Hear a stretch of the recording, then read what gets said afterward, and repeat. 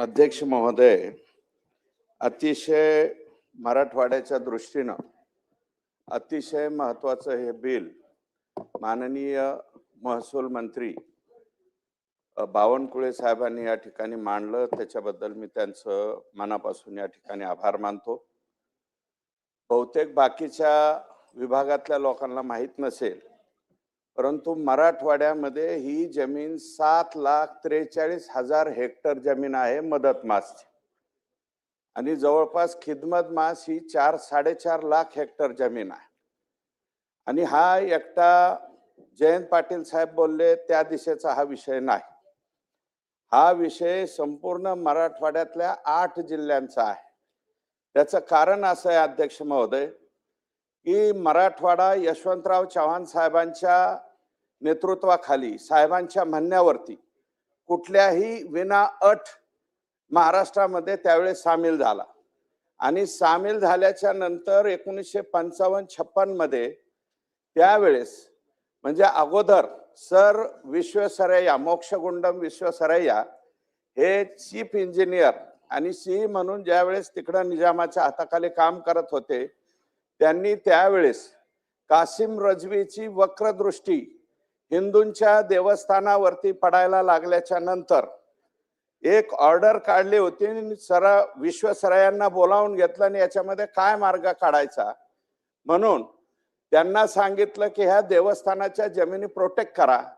आणि प्रोटेक्ट करत असताना त्यावेळेस मदत मास आणि खिदमत मास अशा 2 प्रकारच्या जमिनी या त्या ठिकाणी नोंद केल्या, आणि त्या नोंदीमध्ये अध्यक्ष महोदय फक्त मुस्लिम समाजाच्या जमिनी सामील नाही झाल्या, हिंदू देवस्थान जमिनीवरती सुद्धा मदत मास आणि खिदमत मास अशा प्रकारची नोंद केली गेली।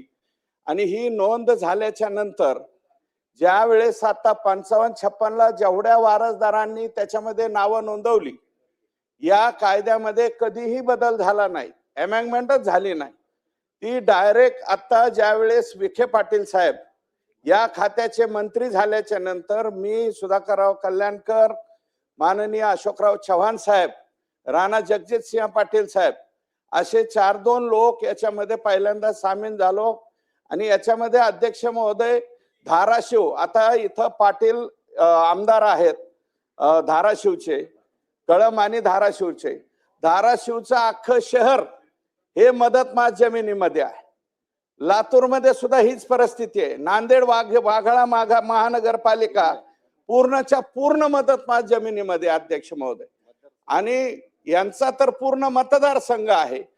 हे संभाजीनगरमध्ये हीच परिस्थिती आहे, जालन्यामध्ये हीच परिस्थिती आहे, बीडमध्ये हीच परिस्थिती आहे। अध्यक्ष महोदय 7,43,000 हेक्टर जमीन ही मदत मास त्या ठिकाणी होती, आणि बहुतांशी जमिनी ह्या शहराच्या शेजारी आल्या, आणि याच्या बाबतीमध्ये निर्णय घ्यावा अशा प्रकारची विनंती ही या ठिकाणी झाली। परंतु अध्यक्ष महोदय मवियाचं सरकार असताना याच्यामध्ये सर्वाधिक टार्गेट झालो मी, माझ्यावरती अध्यक्ष महोदय, माझ्या कार्यकर्त्यांच्या वरती 30 गुन्हे दाखल करण्यात आले। अध्यक्ष महोदय कुठेकडूनच गुन्हा दाखल करता येत नाही म्हणून वक्फ बोर्डाकडनं गुन्हा दाखल करण्यात आला।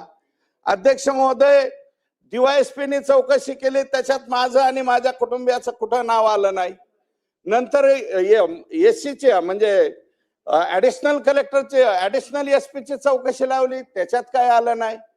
पुन्हा माननीय गृहमंत्री अनिल देशमुख साहेब असताना एक SIT नेमण्यात आली, याच्यात तरी सापडतोय का म्हणून SIT नेमली। अध्यक्ष महोदय त्या SIT मध्ये कुठेही माझं, माझ्या कुटुंबियाचं नाव आलं नाही। नंतर अध्यक्ष महोदय माझ्या बाबतीमध्ये जो प्रकार वापरला गेला, कलम 17 अन्वये ACBच्या चौकशीच्या बाबतीत लोकप्रतिनिधीची चौकशी त्या विभागाने मान्यता दिल्याशिवाय होत नाही। अध्यक्ष महोदय मी महसूलचा राज्यमंत्री राहिलेला व्यक्ती आहे। अध्यक्ष महोदय माझी चौकशी षडयंत्र कोणाचं आहे ते या ठिकाणी कळेल ना। अध्यक्ष महोदय बाळासाहेब थोरात साहेबांनी माझ्या विरोधातल्या या चौकशीला परवानगी दिली नाही। अध्यक्ष महोदय याचा एक योग्य वापर माझ्या विरोधात करण्यात आला, हायकोर्टामध्ये गुन्हा दाखल करण्यात आला, केस दाखल केली। कोर्ट नवीन होतं, कोर्टाने ऑर्डर केली यांची चौकशी करा. एसीबीची चौकशी सुद्धा अध्यक्ष महोदय देवेंद्र फडणवीस साहेब किंवा एकनाथ शिंदे साहेबांच्या सरकारच्या कालावधीत थांबतो, या सरकारच्या कालावधीत झाली नाही. माननीय उद्धव ठाकरे साहेब या राज्याचे मुख्यमंत्री असताना त्यांचा काही संबंध नव्हता, परंतु राष्ट्रवादीच्या लोकांनी एसीबीची चौकशी सुद्धा लावली. अध्यक्ष महोदय, एसीबीची सुद्धा चौकशी झाली, ओपन इन्क्वायरी झाली.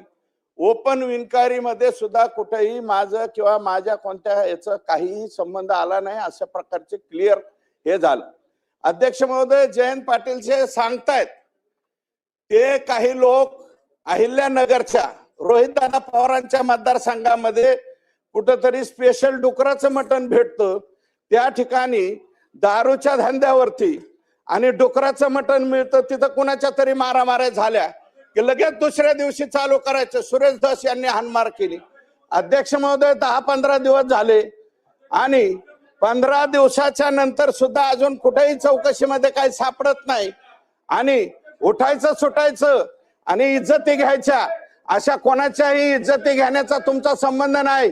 आणि अध्यक्ष महोदय, 12 नाही रोहित दादा तुमचा रोहित दादांना बोलू द्या, मग बोलतो. बोला, त्यांना हरकत असेल तर बोलू. अध्यक्ष महोदय, माझ्या मतदारसंघाचं नाव या ठिकाणी अध्यक्ष महोदय घेतलं.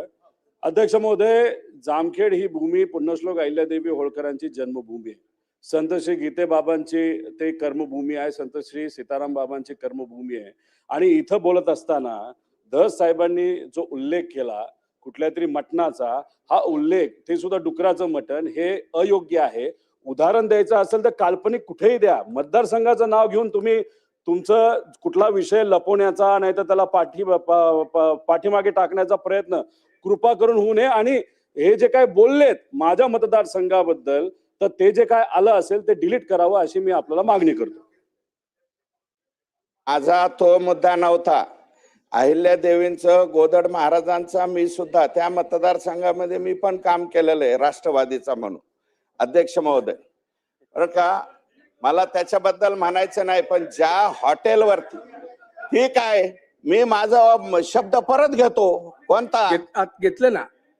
हा, ते भेटतं तिथं, जिथं भेटतं तिथं मारामाऱ्या झाल्या. अध्यक्ष महोदय, त्या भागामध्ये कोणता एक देव आहे आणि तिथपासून रुई 36 पर्यंत सुरेश राव विषय मर्यादित आहे. मर्यादितच बोलतोय, लवकर घ्या. हे बघा, ऐका, नाव न घेता अशा पद्धतीने वळवावळ करून जयंत पाटील साहेब जे बोलले ना, त्याच्यामुळे मी हे बोलतोय. विषय वेगळा आहे. तुम्ही अध्यक्ष महोदय, रात्री 1-1 वाजता माझ्या स्वतःच्या घरामध्ये मवियाचं सरकार असताना यांनी रात्री 1-1 वाजता DYSP PI माझ्या घरामध्ये पाठवले. विषय वेगळा आहे. अध्यक्ष महोदय, आणि 1 वाजता दरवाजा उघडून म्हणायचे आहेत का घरात, बघायला आलो. हे मवियाच्या सरकारामध्ये आम्ही अनुभवलेलं आहे. अध्यक्ष महोदय, यांनी फार चुकीच्या पद्धतीने वागणूक त्या कालावधीमध्ये दिली. कंगना राणावतचं घर पाडण्यापासून सगळ्यापर्यंत. अध्यक्ष महोदय, बिलाचा विषय थोडक्यात, हा या बिलाचा विषय बोलतो. या बिलामध्ये अध्यक्ष महोदय 7,43,000 हेक्टर जमीन मराठवाड्यातली मुक्त होणारे. अध्यक्ष महोदय, ही थोडकी जमीन नाही. आणि आमचा तर आग्रह असा आहे अध्यक्ष महोदय, हिंदू देवस्थान जमिनीवरती जे मदत मासच नाही, खिदमत मास सुद्धा ही जी नोंद आहे, या नोंदीच्या बाबतीत जे मस्जिद इनाम जमीन असेल त्याच्या बाबतीत ते ठेवावं, परंतु हिंदू देवस्थानाच्या जमिनीवरचं खिदमत मास सुद्धा, कारण ह्याच्या कोणाच्या त्या काय हो भास्करराव काय म्हणताय, नाही भाषण बाहेरून ऐका, तुम्हाला अडचण वाटत असेल तर बाहेरून ऐका, तसं काय थोडक्यात सुरेश राव थोडक्यात. अध्यक्ष महोदय, मी संपवतो. तर ह्या बाबतीमध्ये 7,43,000 हेक्टर जमीन आणि जवळपास 4.5 लाख हेक्टर जमीन ही खिदमत मास मध्ये अडकलेली आहे. अध्यक्ष महोदय, या जमिनी एका कुठल्या मतदारसंघामध्ये नाहीत, एका जमीन एका तालुक्यात नाहीत, या Repeat. संपूर्ण Double 8 जिल्ह्यामध्ये डबल रिपीट 76 तालुक्यामध्ये ह्या जमिनी आहेत. आणि याच्या बाबतीतला निर्णय यापूर्वी कधी होत नव्हता. एकनाथ शिंदे साहेब, माननीय फडणवीस साहेब आणि तत्कालीन महसूल मंत्री माननीय विखे पाटील साहेब आणि आता हा जो निर्णय घेत आहेत बावनकुळे साहेब, यांचं मी मनापासून या ठिकाणी आभार मानतो. आणि अध्यक्ष महोदय जयंत पाटील साहेबांना मी विनंती करतो की असं कोड्यामध्ये बोलू नका. जे काय व्हायची त्या सगळ्या चौकशीला सामोरं जाण्याची आमची तयारी आहे. गेलोत अध्यक्ष महोदय, 5-5 वर्ष याच्यामध्ये चौकशीला सामोरं गेलो, त्याच्यामध्ये कुठेही काय सापडलं नाही. आणि आता जे तुम्ही भांडणं बिंडणं म्हणतायत ना, कोणाची भांडणं झाली काय झालं त्याची चौकशी करावी. मी एसपींना स्वतः पत्र दिलंय तिथल्या की याची खरोखरच चौकशी करा. हे कोणी कोणी भांडण केलंय, कोणाबरोबर भांडण झालंय त्याच्याशी आमचा संबंध नसताना सुद्धा विनाकारण कोणाला तरी उचलायचं, फेसबुक वरती बोलायला लावायचं, अध्यक्ष महोदय मीडियावरती बोलायला लावायचं आणि माणसाच्या लोकप्रतिनिधींच्या इज्जती घ्यायच्या, हा धंदा जरा बंद करावा अशा प्रकारची माझी विनंती आहे. नानाभाऊ पटोले. अध्यक्ष महोदय, पण मी सन्माननीय सुरेश धस यांना परत विनंती करतो, त्यांचं मी नाव घेतलं नाही, काही विषय नाही. माझा दावा एक आहे की काही लोकांनी हिंदू देवस्थानाच्या जमिनी हडप केलेल्या आहेत, त्या जमिनींना हा कायदा लागू नये. आता कुठं मारहाण झाली याचा मी उल्लेख केला, मी काय नाव त्यांचं घेतलं का? पण त्यांनी उभा राहून स्वतःवर एखादी गोष्ट माणसानं स्वतः अंगावर कशी घ्यायची ह्याचा उत्तम आदर्श तुम्ही घालायला लागलाय. तुम्ही एवढे मॅच्युअर परिपक्व आहात, कशाला बोलायचं? तुमचा काय संबंध नसेल तर कशाला विषय काढताय? तुमचं मी नाव घेतलं नाही, तुमच्यावर अजून आरोप करायचा आहे मला, पण अजून केलेला नाही, त्यामुळे कशाला गडबड करताय? ज्यावेळी होईल त्यावेळी बघू ना. नानाभाऊ. अध्यक्ष महाराज, या निमित्तानं जयंत पाटील आणि वडेट्टीवारांनी जी नाना काही भाऊ भूमिका थोडक्यात. मांडली, मी थोडी मांडतोय.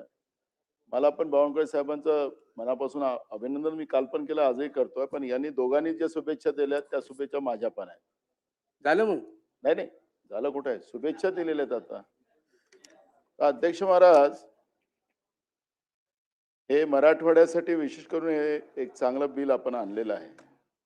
पण आता हळूवार तुम्ही ज्या पद्धतीनं महाराष्ट्रातल्या विविध भागामध्ये जे महसूल जमिनीचे जे प्रश्न आहेत, ते प्रश्न कायदा दुरुस्त करून ते निकाली काढायला तुम्ही निघालेला आहात.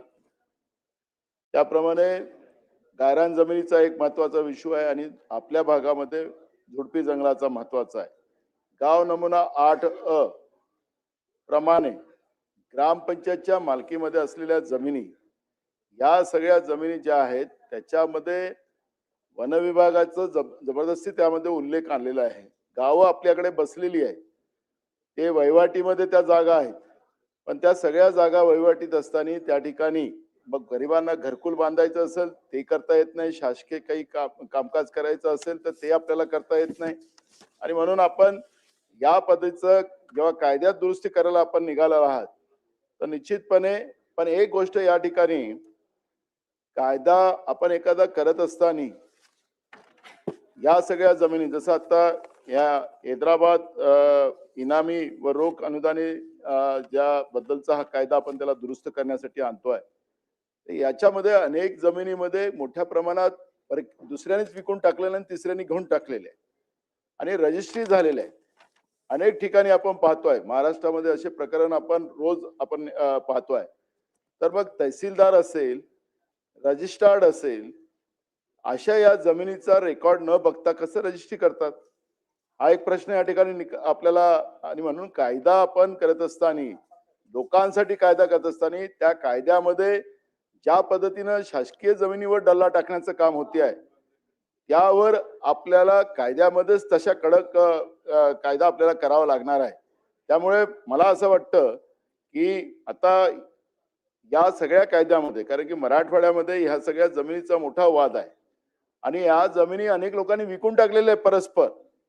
नियमात नसताना विकलेला आहे. कोणीतरी तिसराच माणूस उभा झालेला आहे. तो माणूस हयात नाही. आणि म्हणून अशा या सगळ्या याच्यामध्ये आपण एक कडक कायदा सुद्धा त्याच्यात आणावा आणि असं कोणी करणाऱ्या अधिकाऱ्याला बडतर्फ केलं पाहिजे. नुसतं सस्पेंड करून चालणार नाही. मंत्री महोदय अध्यक्ष महोदय, या बिलावर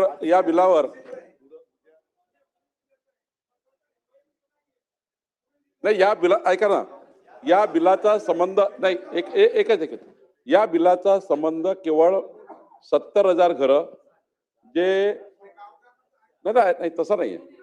मी आपल्याला विनंती करतो की एकच विनंती आहे. उद्या बिल आहे त्या बिलावर बोलता येईल. परवा बिल आहे, त्या बिलात तुमचा संबंध आहे पुणेचा. तुमचाही उत्तर महाराष्ट्र संबंध उद्याच्या बिलावर आहे. उद्याचं एक बिल आहे त्याच्यामध्ये तुमचा